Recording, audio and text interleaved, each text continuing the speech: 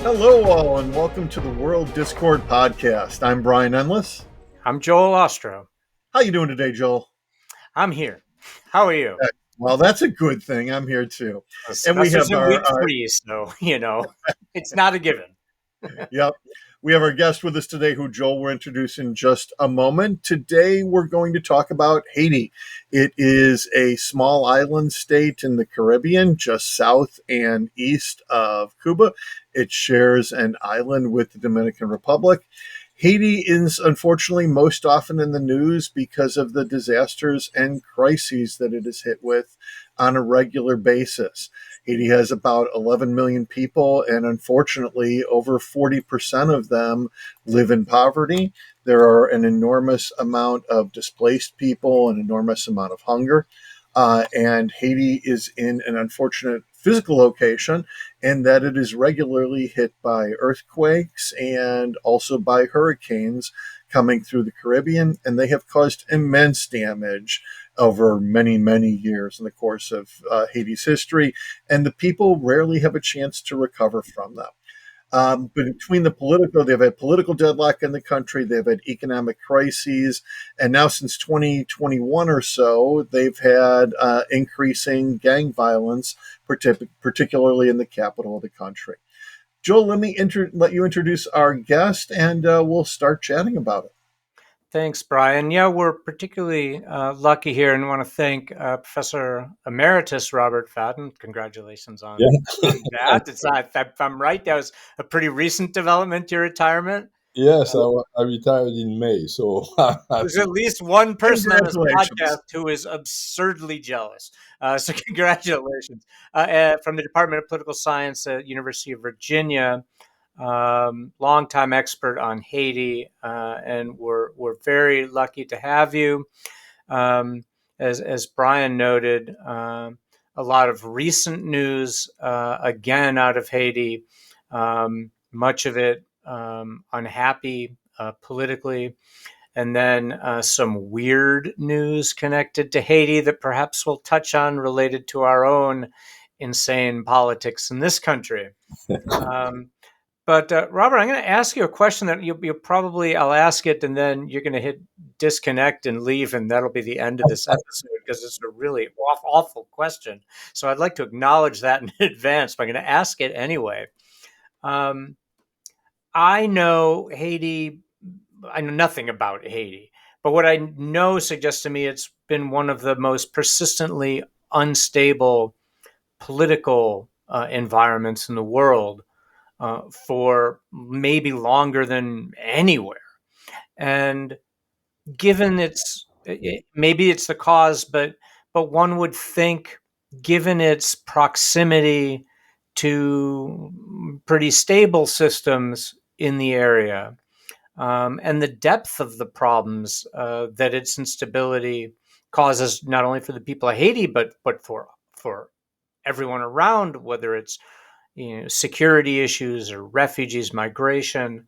Um, if someone stupid like me asked you, what's the main reason for the persistence of the instability in Haiti, and why that hasn't been, whatever that is, hasn't been addressed? Like I said, it's an awful question. I apologize, but um, there Well, you it's a fair question, although one must remember that we had about 30 years of stability, if you can call it that way, under the Duvalier dictatorship. This have. was, a dictatorship. The father was really nasty, violent, and brutal. The son was not as brutal and bloodthirsty, but nonetheless, it was a dictatorship. Yeah. So we had years of, if you want, stability, but a Okay. kind of an ugly stability Uh because huh. it was, maintained because of the guns and because also of the so-called Macoute. That was essentially the militia, in particular, of François Duvalier, Father Duvalier, who came to power in 1957. He died in 71. And then his son became another president for life till 1986 when he was essentially overthrown by popular protest. And It's these are the father and son who were affectionately or not called Papa Papa Doc Doc. and Baby Doc Yeah. Duvalier. Yeah. exactly. But is it fair to describe the period under the Duvaliers as stable? I mean, is from our elitist perch here in the United States, I don't know that I would have described Haiti under Duvalier as stable, but maybe it was, but it was sad. Yeah, absolutely. What I mean by stable is that the government was clearly in charge, and if you oppose the government, well, you're in deep trouble. With Jean Claude, there was a period of what you might call an opening, but it didn't last very long. Yeah. Uh, on the other hand, there was a government, there was a state, and you knew that there was a state, and that was stability, with a gun. But things started to fall apart afterwards, because when Duvalier, Baby Doc, fell in 1986, the army basically took over. They had promised elections. There was a first election in 1987 with a new constitution, which is one of the most beautiful constitutions that you can find anywhere. But they didn't like the candidate, so they aborted the election by killing people while they were voting. And then they established another president who thought he was very clever. That guy was a fellow by the name of Leslie Manigat. He was an intellectual, and he thought that he could cooperate with the military. And then once he was established as president, that he would manage to push them away. And obviously, he failed miserably. He was overthrown, put in a plane, and sent to the United States and Venezuela.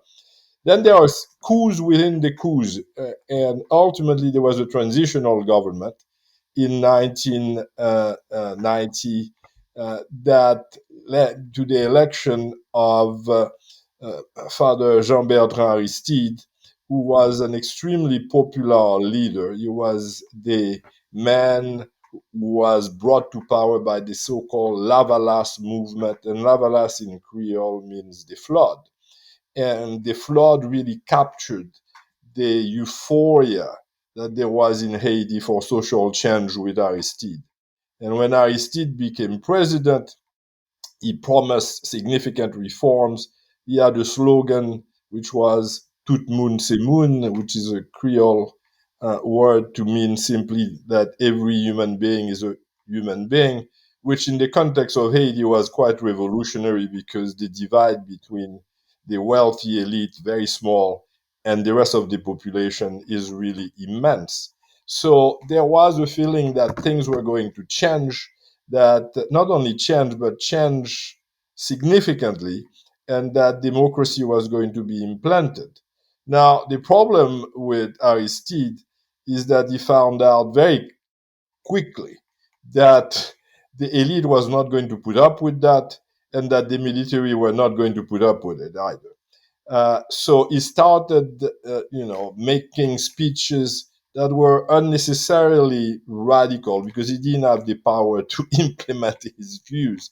But that only aggravated the confrontation between the elite, the military, and Aristide, and he was overthrown 7 months afterwards.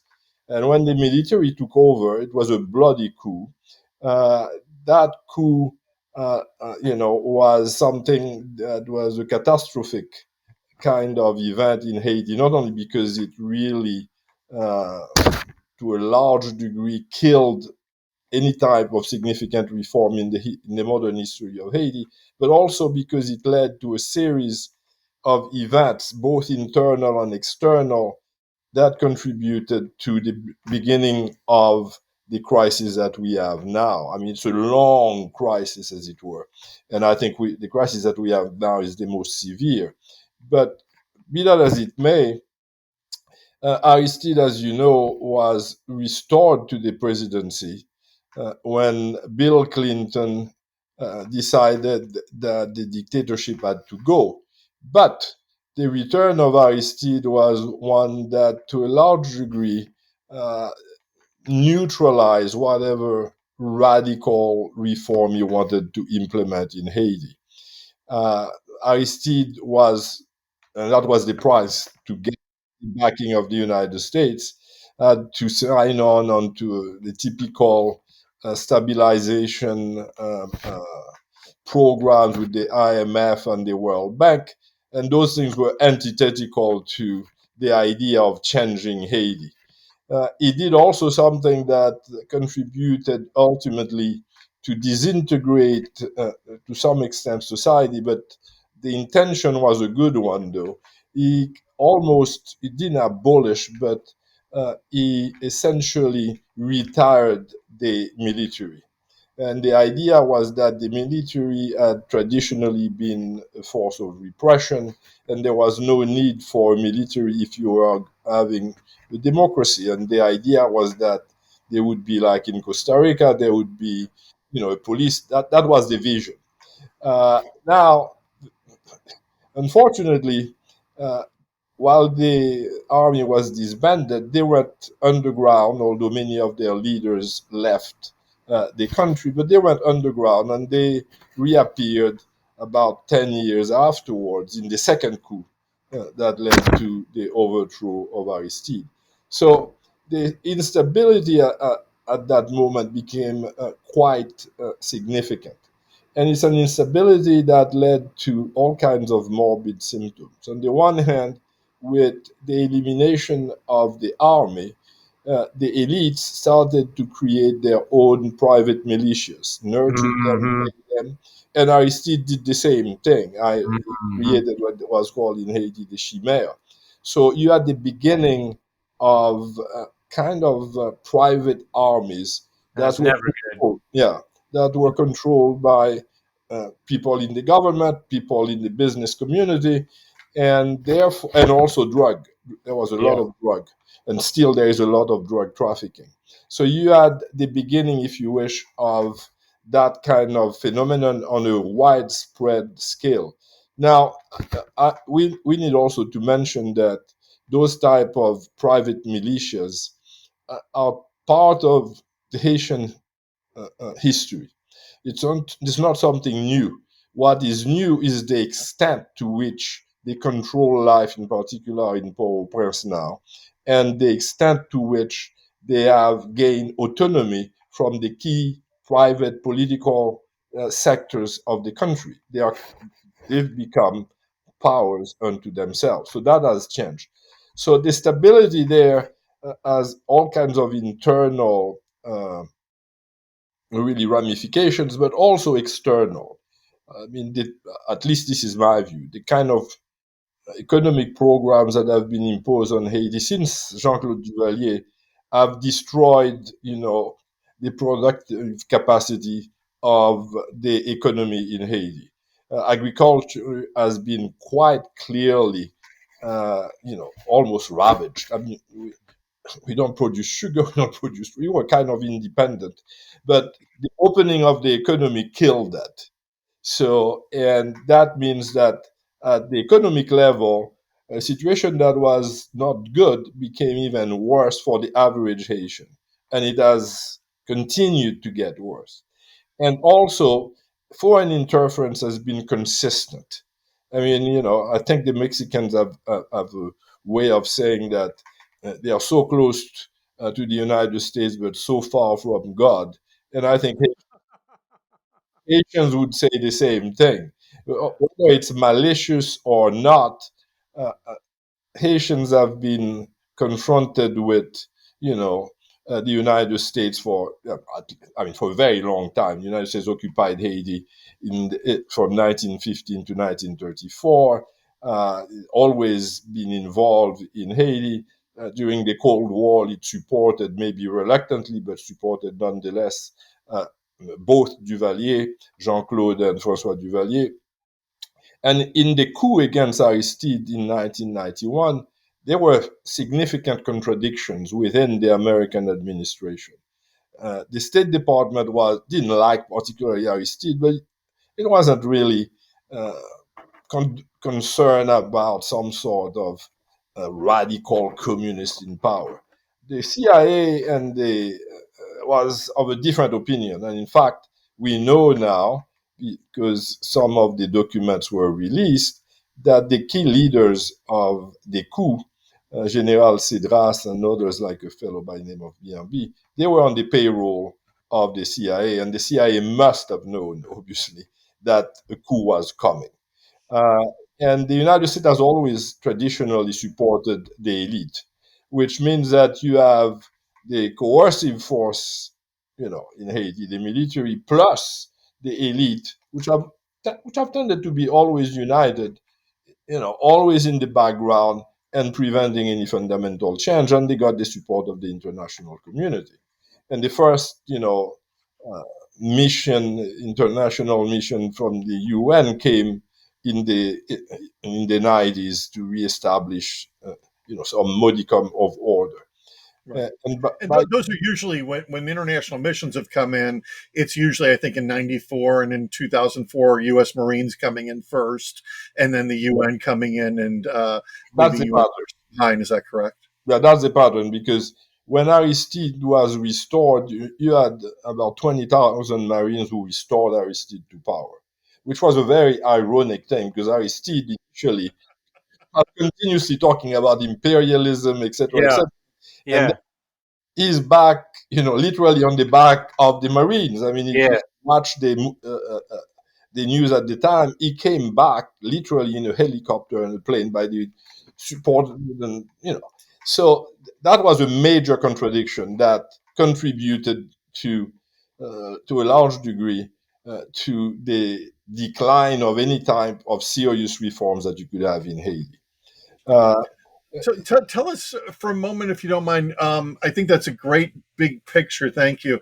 I'm wondering about a couple things, but maybe let's start with the ordinary people Yeah. because this isn't a large island; it's a shared island, and we know there's very high poverty there and very low standards of living. How are the people getting by? You mentioned that all the economy and all the things that people normally grow aren't able to happen anymore.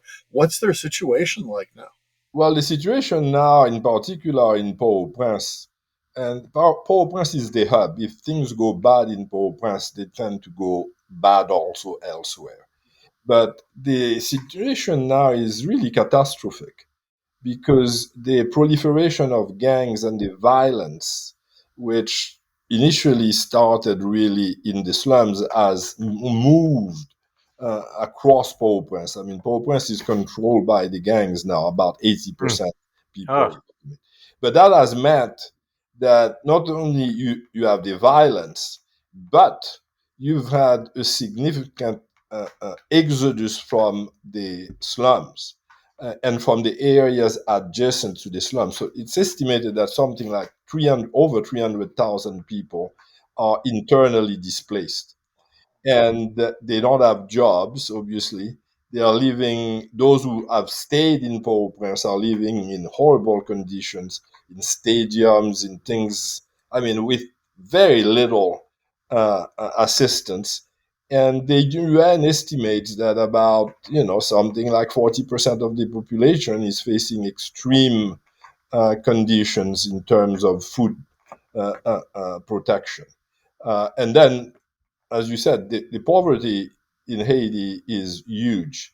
Port-au-Prince, you can see it because of the proliferation and expansion of the slums, which they are good. I mean, I wouldn't say good slums, but the slums downtown Port-au-Prince are horrible. You know, no running water, barely no electricity. Well, electricity has essentially disappeared in Haiti, except if you have your own system, and that obviously is for the rich.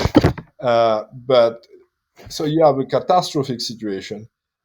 Schools have been destroyed in the turf wars between the gangs, and when the gangs have started to take over significant proportion of Port-au-Prince. In addition to that, they've essentially destroyed the main prisons in Haiti, which meant that the gang uh, uh, population has expanded further. And so it's really a terrible situation in terms of the violence and in terms of the extreme poverty that you have in Port-au-Prince.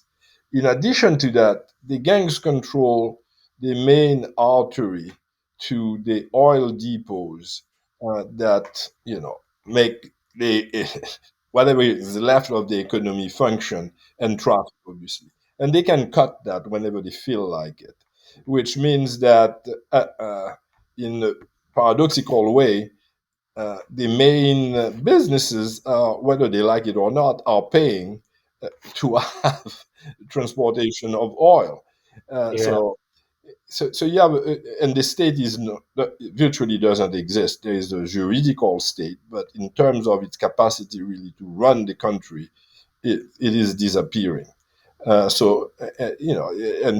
even before the current moment, Haiti was called by Haitians the NGO Republic. In other words, that everything was run by NGOs. The government, the state, had very little to say about anything. It was essentially taken over by foreign NGOs. And that was part of the program of development, if you can call it development, because the assumption was that the government was so corrupt that you had to bypass the government and therefore fund NGOs to do the job that the government was supposed to do in the first place. The problem is that many of the people who were very corrupt in the government found themselves leading those NGOs. So Yeah. it was a paradox, and many of the foreign NGOs were not necessarily that clean either. I mean, if you look at what happened after the horrible earthquake of 2010, there is a very famous case that has never been fully resolved of the Red Cross, which really received something like $500 million for Haiti. And as far as we know, uh, if in an optimistic way, about maybe 150 billions were spent in Haiti, but not really in Haiti itself, but in terms of providing, the kind of relief which was mostly from the Dominican Republic and the United States. So the money staying in Haiti was very limited. But that is something that Haitians look at and say, "My goodness, you know, if the government is corrupt, it's not just the government. Yeah. We have lessons to learn in terms of corruption from elsewhere." So, and I'm Yeah. laughing because if you don't laugh, it's really very. Right.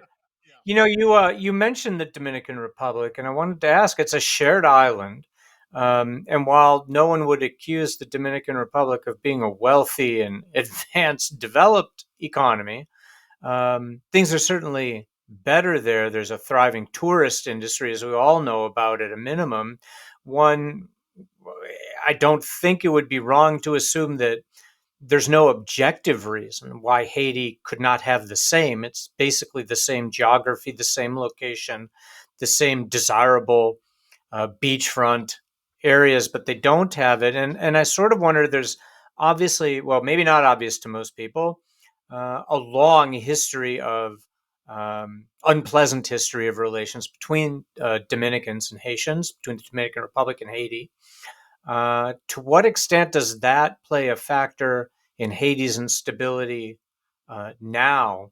In other words, is the DR not so much a factor? Are they trying to be a positive influence, or are they part of the cause of Haiti's problems? Well, as you said, there is a very complicated history between Haiti and the Dominican Republic because in the 19th century till the mid 19th century, Haiti had taken over the Dominican Republic. So the feelings have never been that good.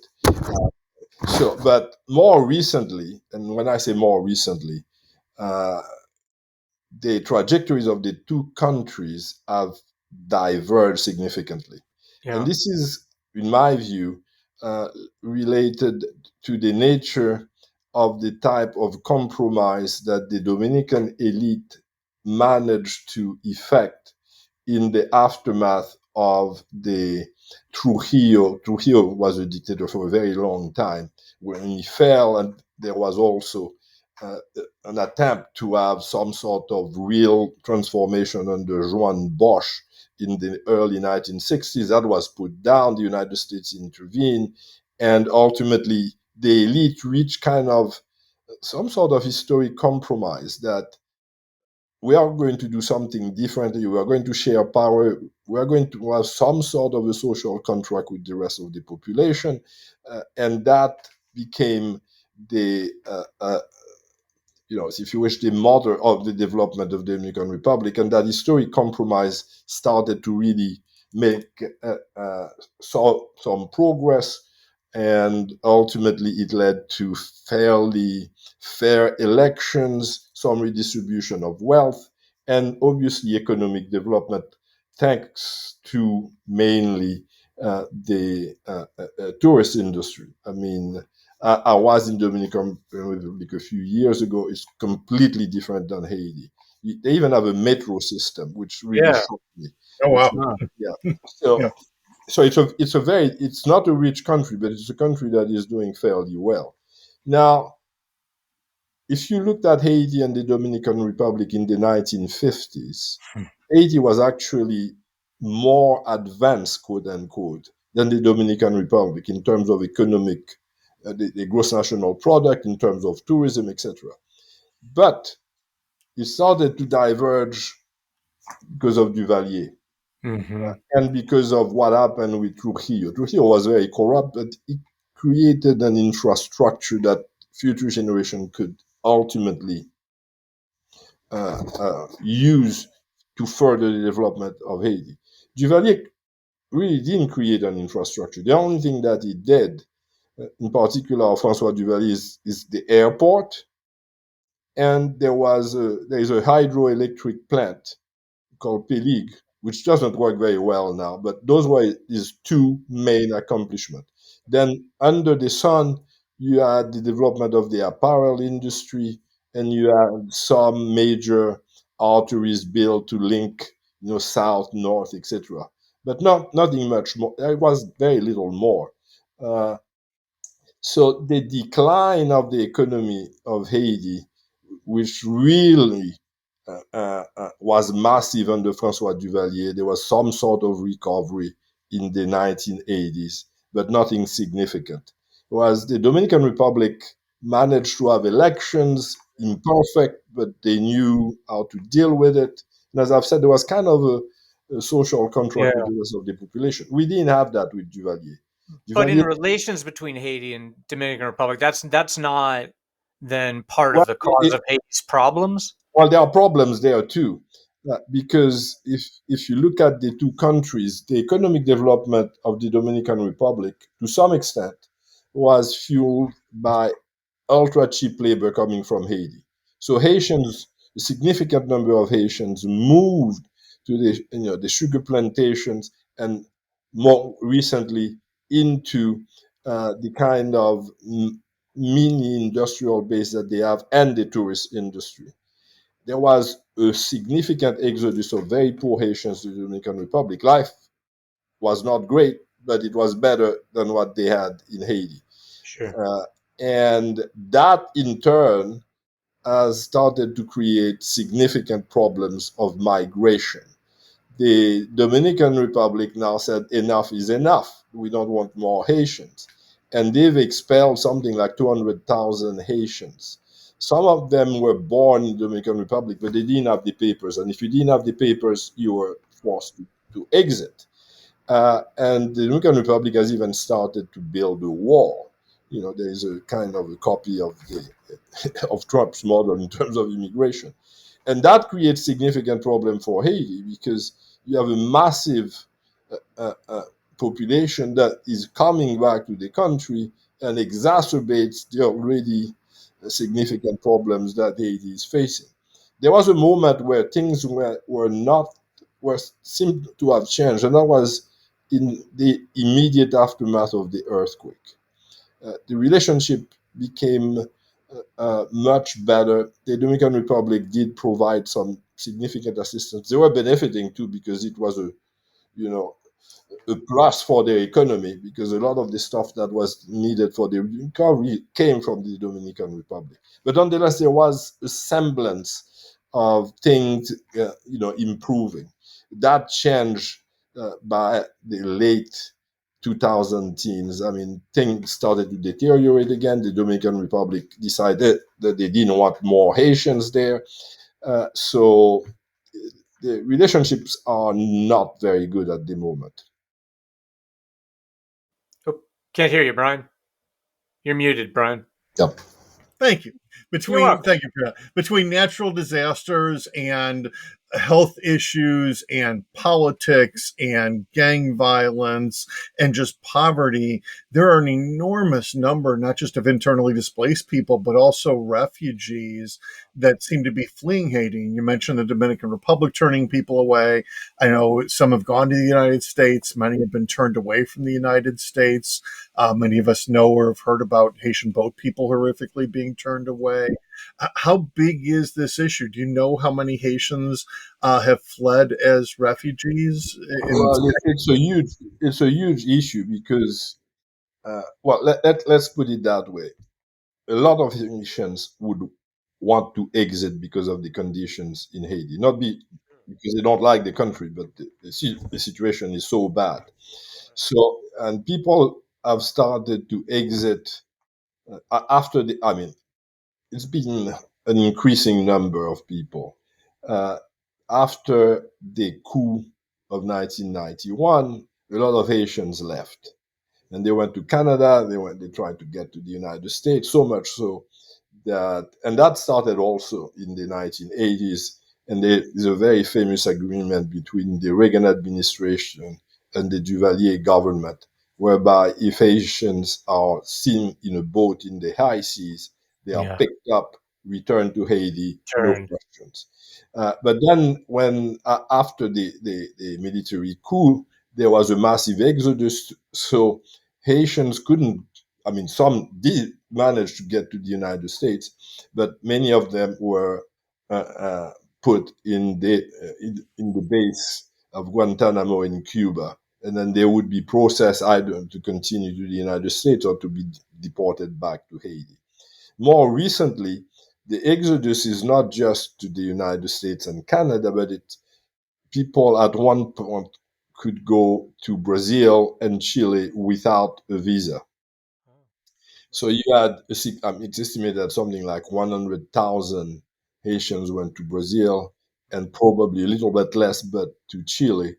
And many of them have established themselves in those two countries, but many continued to attract, family members, etc., who use Brazil, Chile as a stop, On the and way. then it started moving up to the Mhm. United States. And that's when you had the crisis, at the Mexican border. Right. And But so, we do have temporary protective status for Haitians. but not all. I mean, what is interesting is that uh, actually under Obama, and in Haiti, he was called the chief deporter because there were more deported people under Obama than under the previous administration of George Bush. And actually, there were more deported by Obama than even under Trump. So Mhm. with Biden, it's a more complicated story, but something like 30,000 were, I would need to check, but I think it's the number, were deported back to Haiti, and many of them have stayed in Mexico Mhm. because they can't go anywhere else. And So this is just another horrific political crisis in Latin America and the Caribbean that can be traced back to bad U.S. Yep. policy, 30 years ago, 40 years ago, 50 years ago, where we effectively set Haiti up for this. And now we're seeing refugees. And I think most people don't understand the connection, and that there's a very direct connection back to U.S. policy on these people having to flee because of the terrible conditions. And then yeah, on top of that, Brian, just the insanity now, like just the blatantly racist and just ugly. It's not even conspiracy theory. It's just fear mongering lies about people eating cats and dogs. It's just insanity. Um, I don't Only in even know what I Springfield, want you to say about it, Ohio. Robert, but I don't know look, what your thoughts are on that. it's very clear that Trump is using immigration in a very xenophobic way. Yeah, There's no doubt about that. But on the other hand, unless you're from Norway. Let's not forget. Yeah, yeah, except also if you're wealthy, it's not just Norway because I Yeah, think right. White and wealthy. because Yeah, actually there are wealthy Haitians in Miami who are Trump yeah, supporters, very yeah. strong Trump supporters, and he Just knows that. Yeah, but this goes back to the class divide in Haiti. People at the top, you know, have absolute contempt for the vast majority of Haitians. There's also a color question. People at the Mhm, top tend to be of my color, mhm. and the vast majority of Haitians are much darker, uh, even though we have obviously connections to Yeah, slaves, etc., etc. But but that is a reality that Haitians live with, that fundamental divide. So and so the immigration issue is going to be used for all kinds of purposes, inevitably, by right wing forces. Uh, but in all countries. yeah, absolutely. This is right. a worldwide phenomenon. And one of the things, though, on the other hand, I was going to say is that, for instance, if you live in Springfield, which is a small town which is not doing very well, and you have 20,000 Haitians that are coming, you may say, what the hell is going on, to put it For very sure. bluntly. So, I mean, I Yeah. would like to see, the Eastern elite, getting, let's say, in one of the nice towns in Connecticut or Massachusetts or Yeah, New York, which is a 20,000. question in itself, right? Like, why does a town of 60,000 have 20,000 migrants altogether, much less all from here? Like, how does that even happen? It's, What I gather is that some Haitians moved there, there were jobs, and and then others went. then it became a hub. It's That's how very it much the history of any type of is. migration. Yeah, but that's a big And, number. it's like I know Somalians in Yeah. around northern New York, Minnesota. in the Yeah. extremely cold. What the hell are they doing Yeah. there? But Yeah. that Yeah. was they were the first group, and then everyone came there. Yep. So and many Haitians were, as you know, in Miami, and then in New York, and then in Atlanta. But now they are finding other places because they find it easier to move there. It's cheaper. They get a job because most of the Haitians have a job and they work very hard in in Springfield, and the business community is quite happy with them. Yeah. Yeah. Yeah. Yeah. Mm. It's one of the paradoxes of the things. Yeah. We have about 5 or 10 minutes left. Maybe you can talk to us a little bit about how hard the natural disasters have hit Haiti, because it's almost insult to injury that Mother Nature comes in, and where politics and poverty leaves off, that just the earthquakes and hurricanes and flooding all make things worse. How bad has it been? Oh, it's been terrible. I mean, we've had in the last 15 years a series of major natural disasters, hurricanes in the south, hurricanes in the north, and then obviously the most horrific type of a disaster with the earthquake, which killed something like, people say, probably over 300,000 people in the capital city in Port-au-Prince. Now, all of those natural disasters are also man-made because the construction structures in Port-au-Prince are so bad. There is no code. No one respects anything. So if you have an earthquake, and it was not a huge earthquake, uh, but it was an earthquake, so people just died because they were living in horrible, you know, uh, Yeah. constructions that had no code. And that has not changed. If there's another earthquake, we are going to get the same disaster. And the same thing for the hurricanes. Uh, so those are natural disasters. You can't prevent a hurricane from coming, or an earthquake, but you can do certain things to prevent the Right. catastrophes that are the result of very bad politics, etc. So, uh, and the situation now is probably worse because with the gangs, people are living in the streets. A lot of the hospitals have been, incapacitated. So it's really a tragedy what's happening now. It's So that's difficult. interesting with the drug trade. So to the extent that from Haiti's perspective, like what's the next stop? Like so from Haiti, where do the drugs go next? I mean, obviously the final destination, the overwhelming percentage is the United States of America, where we supply the demand, right? Yeah, We provide the demand, but it's quite an intricate path from yeah. beginning to the end point. And so Haiti's one stop. What's the next stop for the majority? Like, what's the? Because I'm trying. You see what I'm trying to get at is like if the next stop is Mexico, it probably isn't. But No, then it's usually whatever the that country is would have an interest in helping to solve the problems in Haiti most itself. of So the drug goes to the United States. It goes back direct. to Miami, yeah, Oh, and sometimes it goes through the other islands, and the drug finds its way back to the United States. but so it doesn't go It's to. very easy. Haiti is a very easy country to drop the drugs because there is no air force. There's the borders are absolutely porous. Yeah. Small planes come, they drop their thing, and the government is heavily involved in that. I mean, finally, one of several former major politicians in Haiti have been sanctioned by both Canada and the United States. Very recently, the United States finally sanctioned Michel Martelly, who was the president. And paradoxically, Michel Martelly was put to power to a large degree because of Hillary Clinton. He Mhm. essentially picked him and said, "This is the president." And now he's being sanctioned not only for drugs, but also for nurturing the gangs. So that's the kind of, you know, So, inter- but there isn't really a major intermediary between Haiti and the United States in that drug trade. It comes pretty much straight. yeah, Uh, that's uh, basically that.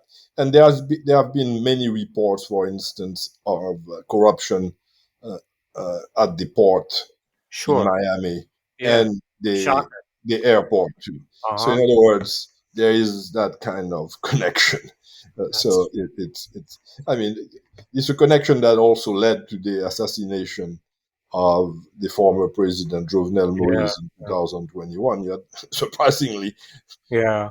well, not that surprisingly, but ex-Colombian military involved in the murder, and people who were also connected to the drug business. And we'll never know the full story. But Yeah. in my view, it was not just political. There were Yeah. questions of money, drugs, access to different parts of the country, and so Hey Brian, we haven't talked about this before, but as Robert was talking, a question popped into my head that maybe we should consider as like the last question for all of our guests. I think you'll like it. Can How do I'll we give it fix a it? go. Yeah. So, given that the Supreme Court is, at least for now, bestowed upon the President of the United States, whoever he or she may be, essentially dictatorial powers, if you were to find yourself as President of the United States with those powers, in regards to Haiti, what would be the first thing that you would do to try to help resolve the situation? well, I think you would need to change basically everything. That's In not fact, helpful. well, you're I talking didn't say you were God. I said you were president of the United States. but you said dictatorial power, so you need to change basically I said everything in terms of dictatorial, not mystical. at the very least, some sort of reconsideration of the economic programs because they don't work. I mean, the opening of the economy was really led by Bill Clinton when he was president. You know, Mhm. tariffs don't exist in Haiti, so everything that we consume is imported. So, and Bill Clinton recognized that himself. I mean, I saw that. He testified in front of the Senate afterwards, and he said, in his typical way, "I did something terrible. It's horrible what I did." And he said, I messed up their economy. I open up the economy. They can produce anything they. And He's then, done a lot of apologizing since his yeah, but then he became the special envoy of the UN, Yeah. after the earthquake. And lo and behold, he started to impose even more drastic policies like that. Apparel industry, export mangoes, and open up your economy. So at the very least, some sort of reconsideration of those policies. And I think, and the other thing is stop supporting very corrupt politicians in Haiti. And whatever policy those people in Haiti have, to try to push it in a more redistributive way, etc., etc. But that's a very big ask. So, No, absolutely. because even in the United States, asking for a distributive policy is not what is going to get No. elected. so, so, Not with Well, those words, at least. Yeah. at least in Haiti is such a small country that a Ah, little push could do a lot a to lot, improve a lot of for the, sure. of the Haitian population. Well, Yeah. that at least is a little bit of good news. I was going to say we're not leaving on a happy note Yeah. here, but No, and also Haitians. I mean, with the gang violence, you have popular mobilization against the gangs. Yeah, it's a very fragile thing, and it can also very quickly degenerate. But there is that, and it shows that people are not prepared to put up with injustice continuously. And there have been recurring moments of popular uprising. The problem is that after the euphoria comes really very bad times. That's what happened after Aristide. At Yeah. one point, when before Jovenel Moise was killed, there was a big popular movement to try to force him to resign, but that didn't work. The international community gave its support to Jovenel Moise. So, but there are moments of popular uprisings that can indicate that something bad may be in the works. the people want something better. Yeah. Yeah, no, they clearly want something better. You don't need to be, Yeah. in Yeah. Yeah. those conditions is inevitable. Yeah. Basic things like food, like, some kind of running water, like kids, Basic security, right? Like human basic security. security. It's Yeah. not a huge thing. Yeah. But if you reestablish basic security, and that's where we are now, uh, that is not going to resolve the problem if you don't deal with the issues of social inequalities, etc. Sure. The Yeah. gangs will come back. Yeah. Yeah. Well, We Yeah. have to Rob- leave it there, right? no, yeah, I was going to say, Robert, this has been fantastic. Thank you Yeah. very much Well, for thank joining you so us, much. putting a And lot more detail on the situation. Okay. Haiti is of such importance to the United States and so close that and developments move fast. Like I would imagine we might be wanting to call on you in the future as I'll events be very develop. happy. Yeah. But now, Yeah. thank you so much. It's a great conversation. Really Well, thank appreciate you it. so much. Good And to. Thank you very thank you, much. Andy Miles, our producer, and to everyone for tuning in. And please share the World Discord podcast with your friends and family. And we'll see you next time. Bye, folks.